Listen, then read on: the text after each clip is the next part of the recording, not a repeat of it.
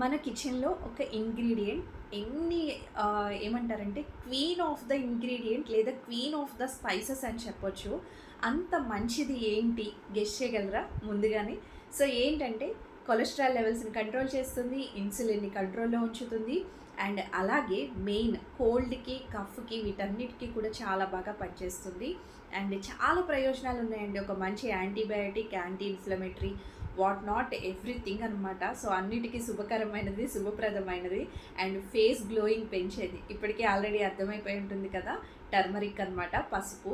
అవునండి, పసుపులో అసలు ఎన్ని బెనిఫిట్స్ ఉన్నాయో కదా. సో చాలామంది ఏంటంటే పసుపు ఒక్కొక్కసారి మనం కుకింగ్ చేసేటప్పుడు లాస్ట్లో యాడ్ చేస్తారు. సో అదేంటంటే ఒక ఫ్లేవర్ లాగా, but it's not like that అండి. ఎప్పుడైనా సరే మనం కుకింగ్ స్టార్ట్ చేసి కర్రీ వండుతున్నప్పుడు మాత్రమే స్టార్టింగే యాడ్ చేసుకోవాలండి. ఎందుకంటే అసలు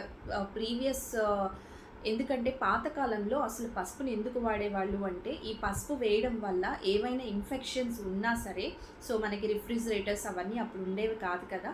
సో ఏమైనా ఇన్ఫెక్షన్స్ ఉన్నా సరే అవి పోతాయి అన్నట్లుగా యాంటీబయాటిక్ లాగా బాగా ఉపయోగపడుతుంది కాబట్టి పసుపుని వాడేవాళ్ళు అనమాట. సో మనం లాస్ట్లో యాడ్ చేస్తే దానివల్ల ప్రయోజనాలు ఉండవండి, ఫస్ట్లోనే యాడ్ చేయాలి. సో యాడ్ చేసిన తర్వాత కుక్ చేస్తే చాలా ప్రయోజనాలు ఉంటాయి. అండ్ అంతేకాదు పసుపుని ఒక 1/2 టేబుల్ స్పూన్ దాకా యాడ్ చేసి దాంతో బ్లాక్ పెప్పర్తో కలిపి తీసుకున్నారు అంటే కుకింగ్లో ఆ కాంబినేషన్ ఇంకా బాగా పనిచేస్తుందంట. సో తప్పకుండా ట్రై చేయండి. ఇన్ని బెనిఫిట్స్ ఉన్న పసుపుని మాత్రం మిస్ చేయొద్దు.